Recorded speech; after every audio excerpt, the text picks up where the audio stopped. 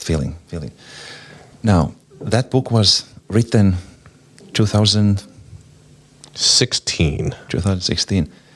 And then you had another one on a very slightly different topic on martyrdom. When was that written? 2019, I think. Okay. A Martyr's Faith in a Faithless World, which is it's not so much about martyrdom. It's more about, that book is a unfolding of the parable of the sower. Okay. And so what I was thinking about, my kids were getting older, my daughter was getting ready to finish high school and go to college, and I was thinking, I know that's a challenging time. How can I support her and these kids that are leaving home? What's going on? What's the spiritual attack that unfolds, and how can I help them get ready for that? And so I started looking in the scriptures to see what strengthens our faith so that it can withstand the attacks. Like what gives you the faith? Like the martyrs, they're being assaulted by, here's the Roman proconsul who says, hey, you have to renounce your faith or I'm going to throw you to the lions or cut your head off or burn you or whatever. Do all sorts of wicked things. And what gives us the confidence to say, fine, I confess Christ. Jesus is Lord. And so I found something in the parable of the sower.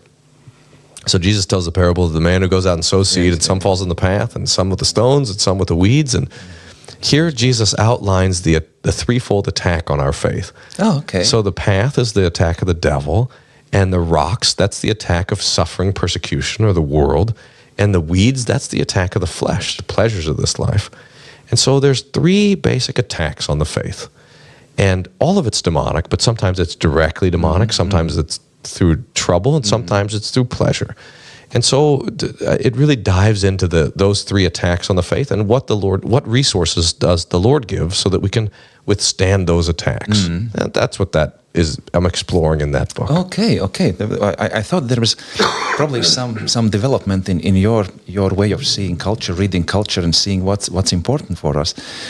I thought speaking more clearly about our sinfulness, that's already bad enough for our culture. But now you are putting forward this idea of martyrdom. And so I realized it came more from practical considerations within your own family life. And is there any place for broader Christianity to think about those 100%. So the next book after that was And Take They Our Life, Martin Luther's Theology of Martyrdom. And that really digs into what it means to be a martyr. And so I explored Luther's thinking about the martyr, because Luther expected to be martyred. He teaches us to sing that in his great hymn, A Mighty Fortress. And take they our life, goods, fame, child, and wife. Let these all be gone. They yet have nothing won. And Luther understood. Well, do you remember the story from Revelation 12 of here's the pregnant woman and the dragon is there ready to devour the child when it's born? That's the picture of the devil trying to destroy Jesus. And it says that this child escapes and the woman goes into the wilderness to be pursued by the devil. And that's the church. And it says that they overcame the devil by the word of the testimony, by the blood of the Lamb, and they did not love their lives unto death. So that this is our spiritual warfare, the word, the blood, and the not loving our lives unto death. And so started to realize that there's something to the fear of death or to the love of life that is really important to our Christian life. And Luther was onto it. Hebrews 2 says, in a marvelous passage, it's one of my favorite verses, Hebrews 2:14, that just as we partake of flesh and blood, Jesus partook of the same, so that through his death he might destroy him who had the power of death, that is the devil, and set those free who all their lifetime were subject to the fear of death. But the backside of that verse is to recognize that when we're afraid to die, then we are in bondage to the devil. And realizing not only in myself, but in the people that I serve, how much fear of death there is there. And so to recognize that is a place where we need to do pastoral care, where we need to bring comfort, where we need to not be afraid to die. And when we're not afraid to die, we are overcoming the devil. That's what it says. They overcame him by the word, by the blood, and they didn't love their lives unto death. That one of the ways to get life is to let go of life. And that's one of that's one of the great gifts in this life.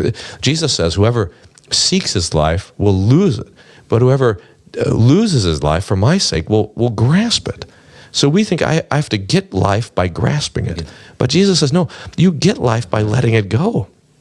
It's amazing. It's an amazing truth. And it's the same thing true for purpose, for meaning in life, for identity, for joy, for happiness. You can't get it by grasping it. You have to get it by letting it go. Chasing your tail. Yeah. You never will catch it. So that we have to, so that this willingness to be martyred is true Christian freedom. And it also has a lot of ramifications, including political ramifications. I mean, how can you manipulate someone who's not afraid to die? You come and say, I'm going to kill you. And we say, finally. But this is the thing I've been hoping for.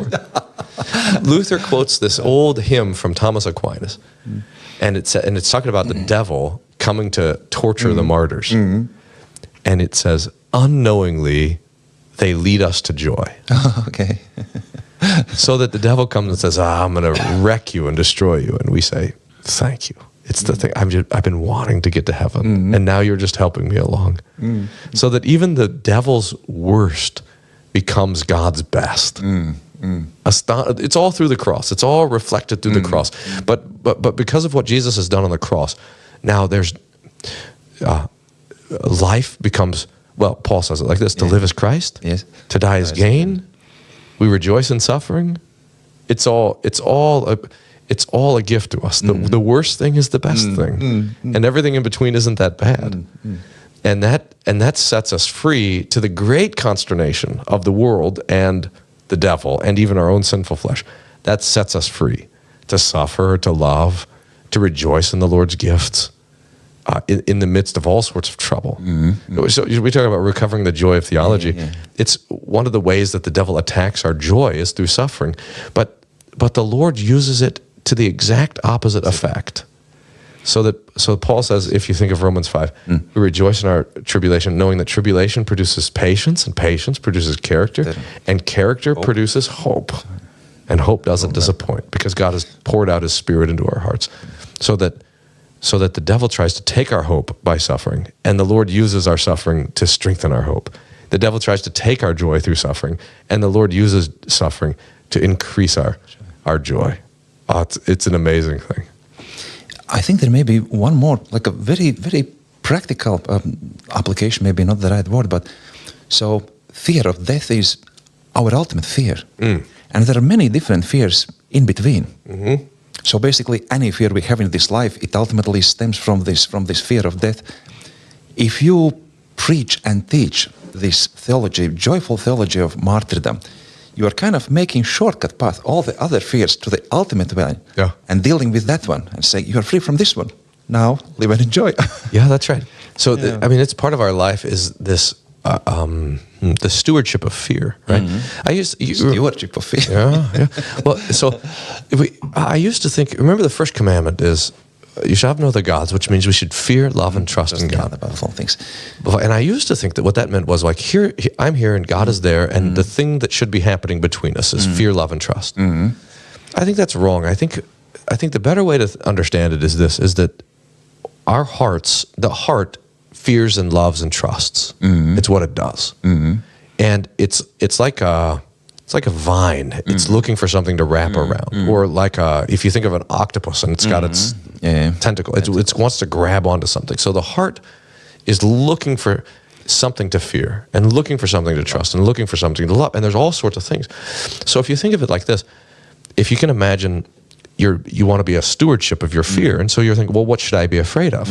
So I have this picture that I like to preach of like you're hiring someone to fear, and and so you sit down at a desk and you're taking applications, and Jesus is supervising, right? And so someone knocks on the door, and they come and they say, I want you to be afraid. So who knows? Who comes first? It's probably COVID comes and sits there. You should be afraid of me, of getting sick. Wow. And then we look at and I say, well, I am afraid of that, actually. And I look at Jesus, and he says, no, by my stripes you're healed. You can't be afraid of sickness. Out goes sickness, and then what comes next? Poverty and shame, and in comes the devil. And he said, I'm the devil. You should be afraid of me. And He's got a good resume. Maybe I should. So I looked at Jesus and said, no, I overcame the devil. Resist him and he'll flee from you. So then comes death. Last of all, death. And death says, I'm death. I've killed everybody. I'll take everything from you. Yep. And you're next. And we're tempted. I think I should be afraid of you. And we looked at Jesus and he says, 3 days, that's all he lasted. You can't be afraid to die. Okay, so sorry, death. I'm not authorized to fear you. This is the key thing. I'm not authorized to fear you. But then there's nobody left. I mean, there's nobody in line. So I said, look, Jesus, you're the only one left for me to be afraid of. And he says, right. That's right. Fear me. And then he sits down across the desk from us and he looks us in the eye and he says, don't be afraid. So that fear of God excludes every other fear. And then when we fear God, he comes to us in Christ and says, I'm nothing to be afraid of. And perfect love casts out fear. But the exclusive character or nature of the fear of God, that's really important. We're not authorized to fear anything else. So a big part of our Christian life is the stewardship of fear. What am I afraid of? And to recognize whatever it is that I'm afraid of, that is my God. I think it's the easiest way to figure out what I'm worshiping. What am I afraid of? And then to take that thing, whatever it is, and to say, well, I'm sorry, Jesus has not authorized me to fear you. And so out you go. And it might be a whole lifetime of that, of purging the fear of death, of pushing out the fear of death.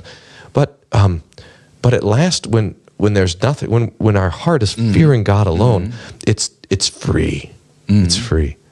Now the devil always wants to flip that around. He wants to think that our heart is free when we let go of God.